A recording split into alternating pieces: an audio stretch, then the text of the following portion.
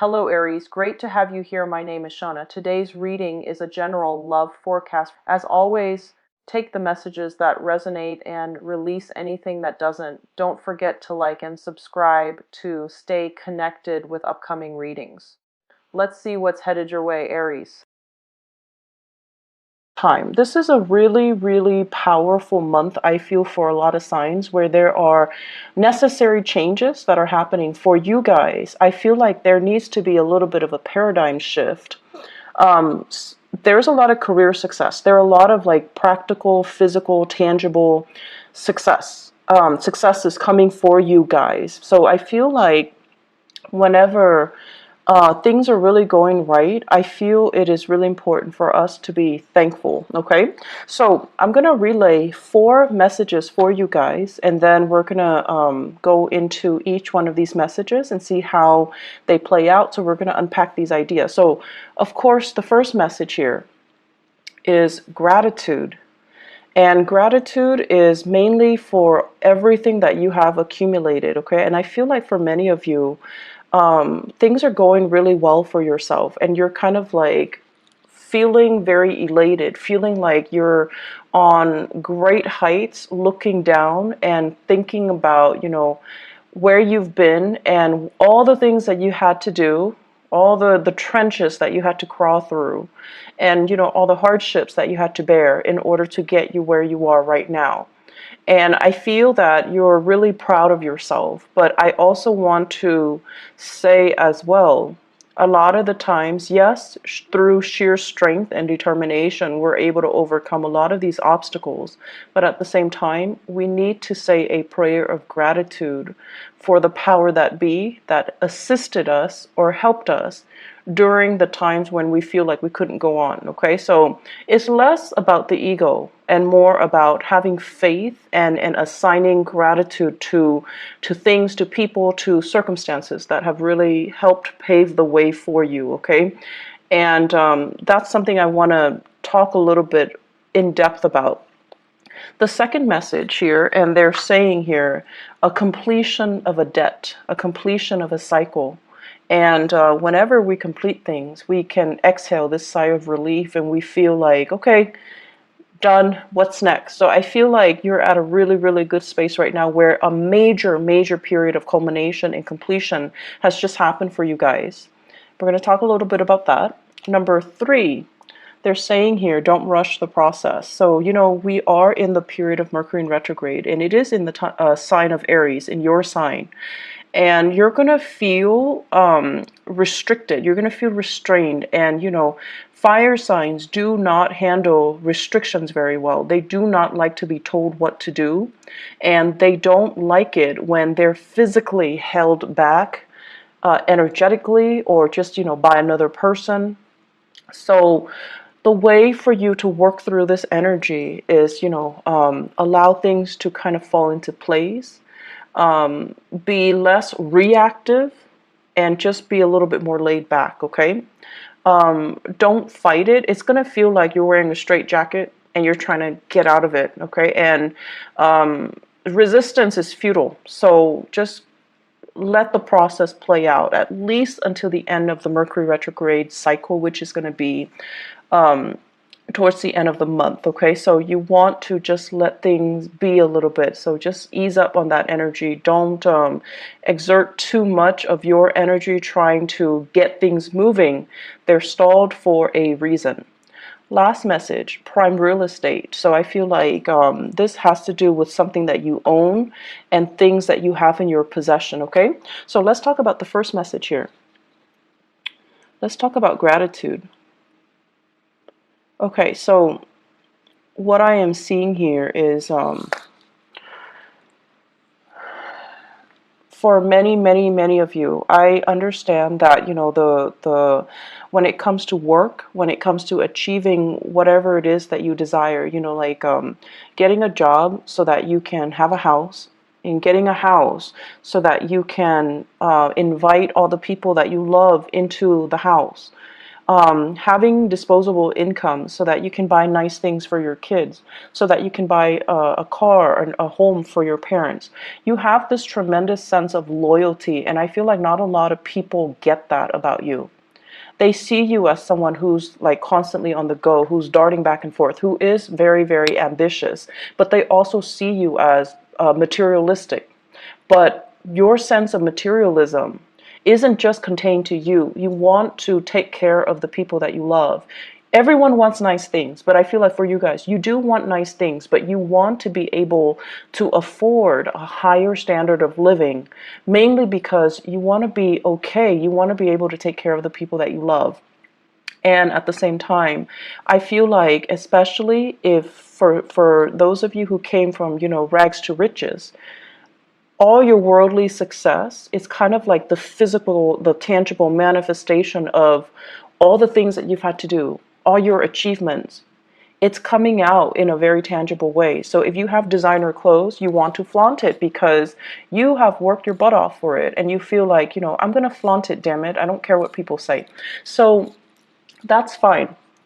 And I also feel as well, it is really important when we go through life to preserve and maintain this sense of humility. Okay. And so gratitude and humility kind of, they're interwoven, and they do come hand in hand. And the point of it is, yes, you have, I want to say, overcome against all odds to get where you are today. You had to be very determined. You had to work hard. You had to wake up every day just to, go to a job that you hate.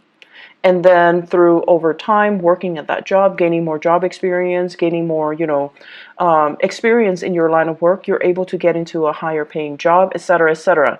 So that's just the natural progression. And I feel like some of you are kind of lost in the process. And you start to think that, like, I got here based on my pure hard work and my sheer determination. No one helped me to get where I am. No one guided me. I didn't have a mentor growing up. Some of you even, my parents never went to college. They never guided me through that process. So there is this sense of resentment that the environment was not supportive, resentment that you didn't have the guidance and the mentorship, and the things were not handed to you on a silver platter. And the thing that I want to remind you is that whatever you believe in, whatever power that be, that you believe in, I feel like life or the universe will never give us what we can't handle. And so if you're comparing yourself to, somebody else who is very privileged, who had educated parents, who had mentorship, who had money, who had everything handed to them on a silver platter, and they're in the same position as you. And then if you're comparing that to you, who had it rough, who had to make your own way, who had to work extra hard, who had to even learn a new language, who had to, combat family instability, financial instability to get where you are right now. And you're comparing your life to this other person. You both are in the same place, but the other person had everything handed to them. And you had to fight for everything that was given to you. And you kind of look at the other person with resentment, right? You're just like, they're so clueless and blah, blah, blah. And so let's just take a moment to also appreciate the fact that you got where you were, or you got where you are today, mainly because you needed to learn those lessons earlier. You needed to learn how to fight. You needed to learn how to, be determined. You needed to learn how to fend for yourself. And the other person, they're living a different life. They needed to learn different skill sets. So comparing the two, it's like apples to oranges. It's not applicable. So we all are here to kind of go through our individual life lessons and our individual experiences. And so we really can't compare our achievements with another person, nor should we compare our achievements with another person.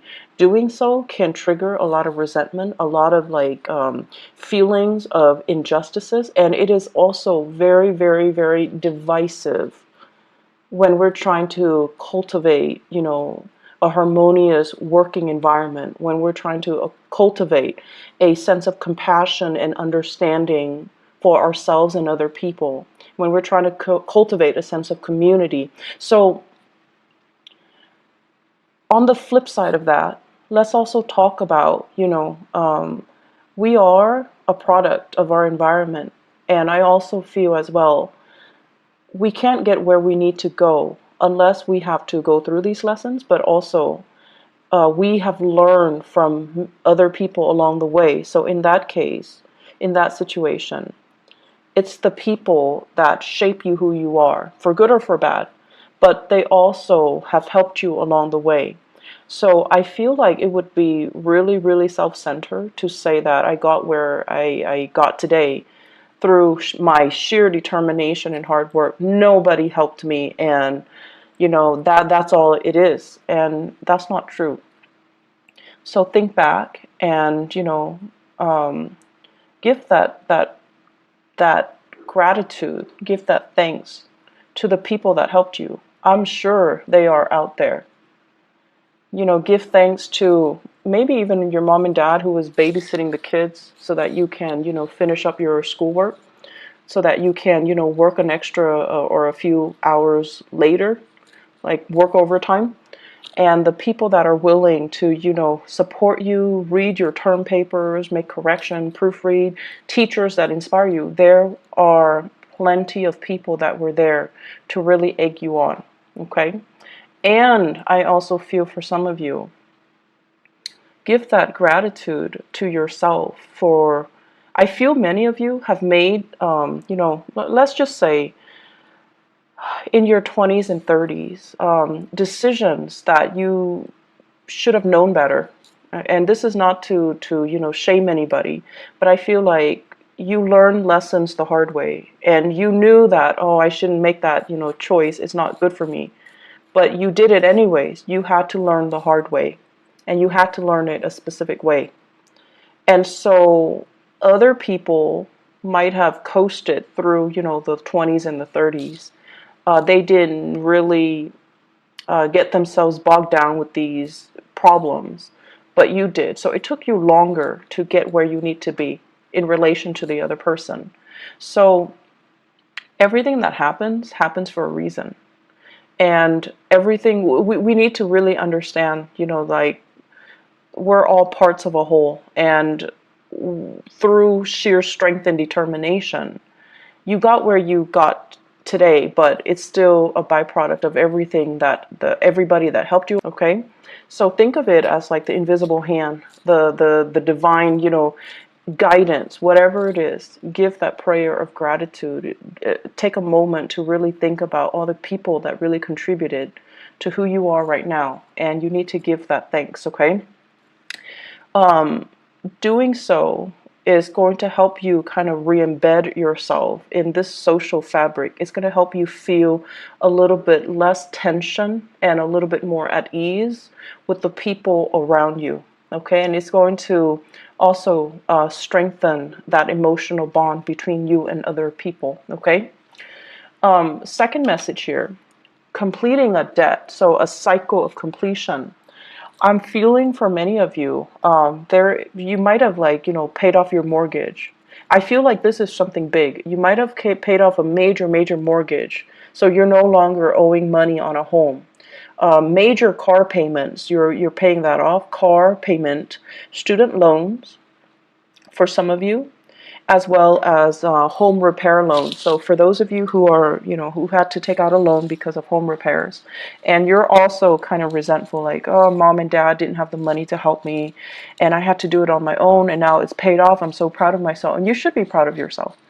And I'm feeling as well, credit card. For those of you who were struggling in your 20s and your 30s with financial obligations and, running up your credit or ruining your credit, you're paying that off. You're getting things repaired. You're getting your life back on track on the financial front.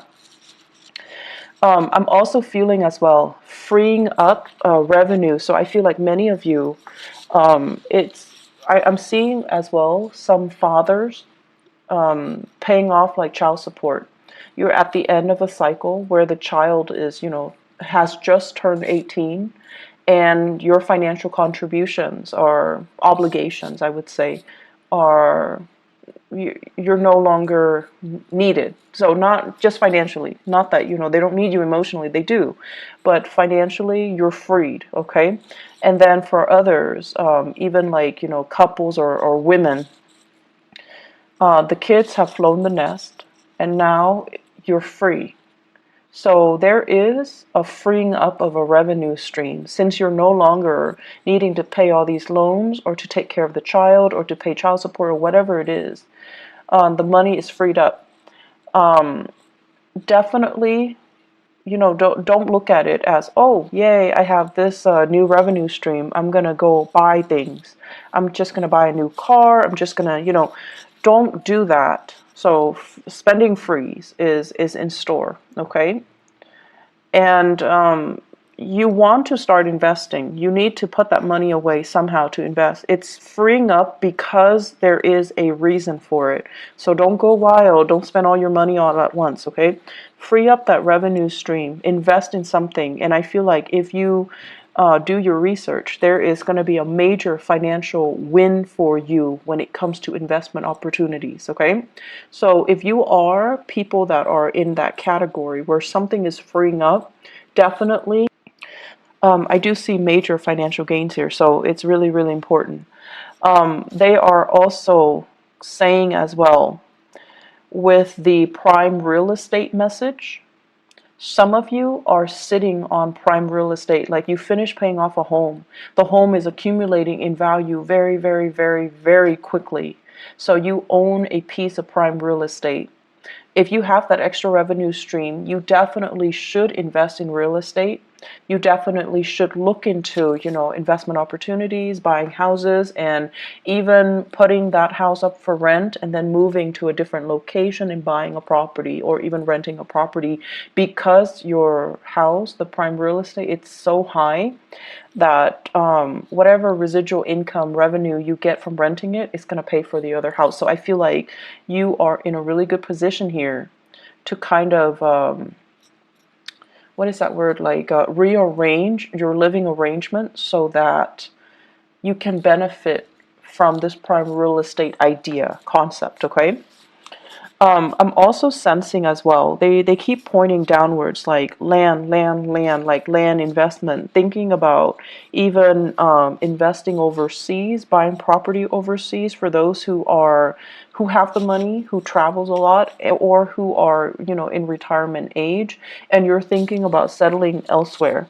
I do see a lot of people thinking about the Southeast Asian area. I'm also seeing like let me see, Southeast Asia. I'm also seeing as well like the northwestern corner of the United States as well as Canada. So like real estate in those areas. If you do want to look into that, I feel like it's a good time for you to kind of make these investments, okay? So let me backtrack a little bit here with that message here, completing that debt. Save up the money, save up whatever you can, okay? And definitely, like gratitude and humility. Humility is teaching you, to live a more humble life. So that means curbing your spending a little bit, entertaining people at home and not living your life through social media, okay? So that basically means, don't have that flashy lifestyle.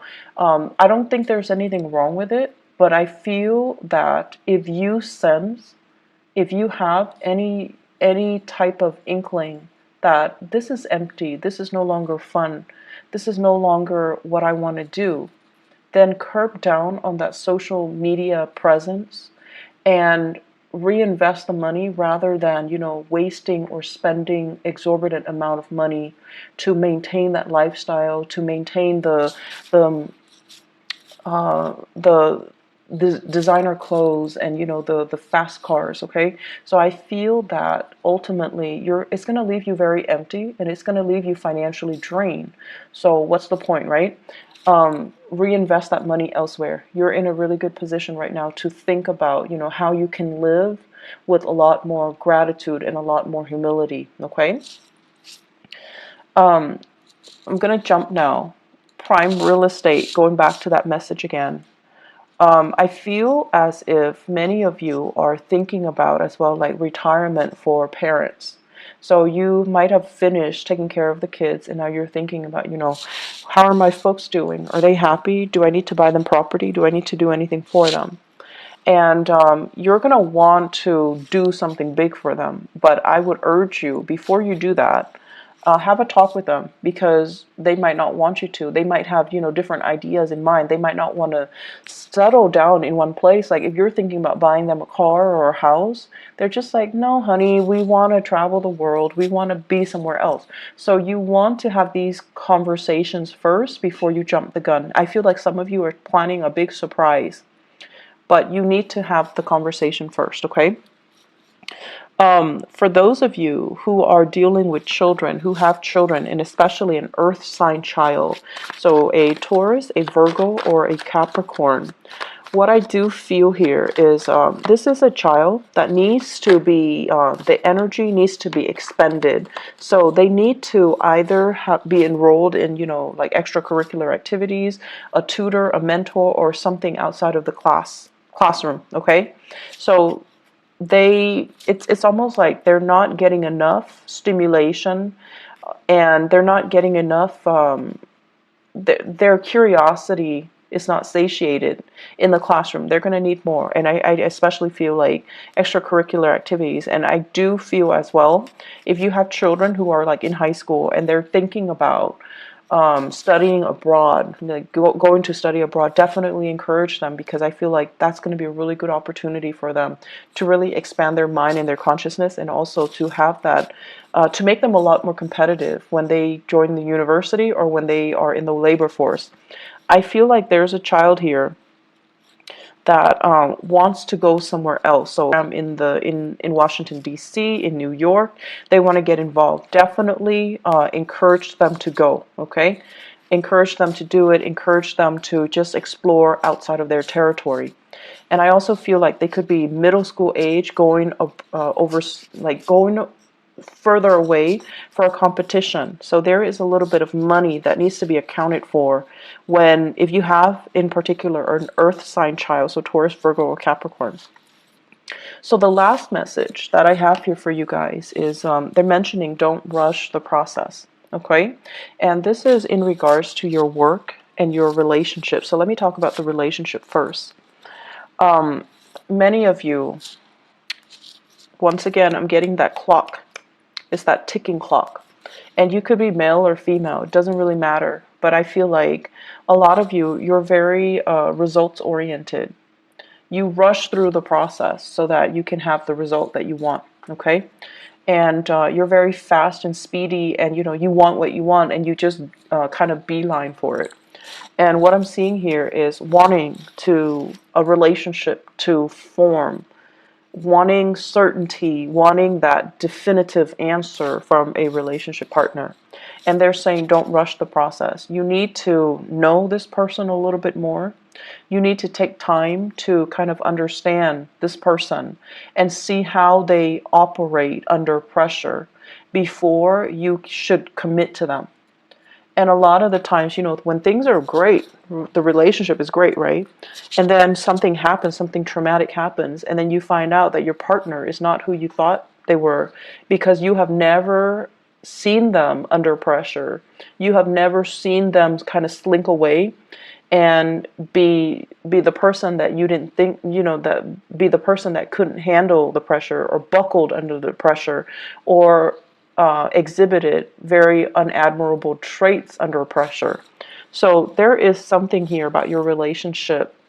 The partner is going to experience a lot of pressure for this month, and it is up to you to kind of calmly, from the sidelines, observe how they handle difficulties, observe if they're losing their cool, and observe whether or not, they are still right for you, whether or not the pressure has gotten to them or they're able to overcome it. So I feel like it's an observation that needs to happen here.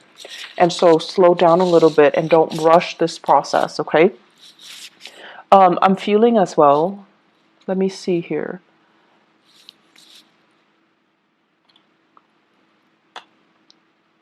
I'm feeling as well, some of you are just kind of jaded with the whole concept of marriage.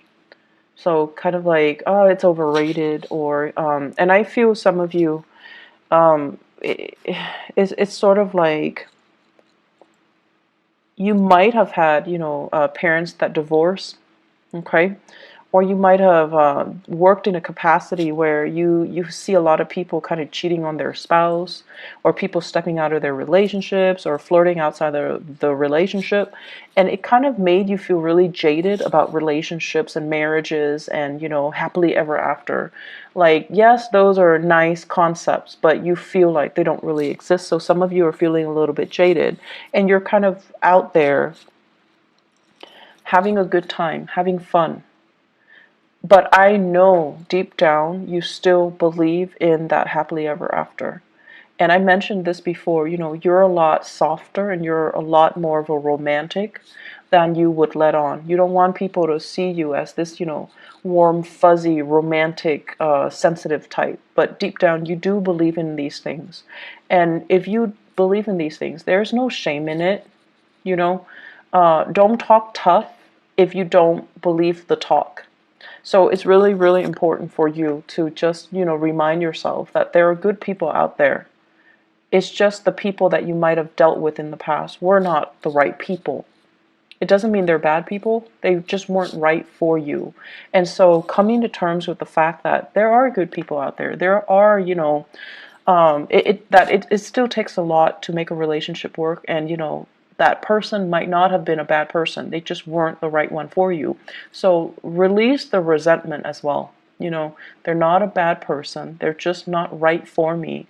I try to force them into something that they weren't, and I saw them as something that they are not. So try to release that, okay? And then release the blame that you place on yourself too. How could I have fallen for that all these years? Release that energy. Let it go. So the relationship here, just don't rush the process. Ease up a little bit. Let things organically and naturally kind of play itself out. Okay? You're going to be a lot more in the process of easing up. I feel like you're going to feel a little bit of like that weight lifted off your shoulders. You're going to feel like I was going through life charging ahead all the time. You're tired and you want somebody to help you pick up the slack.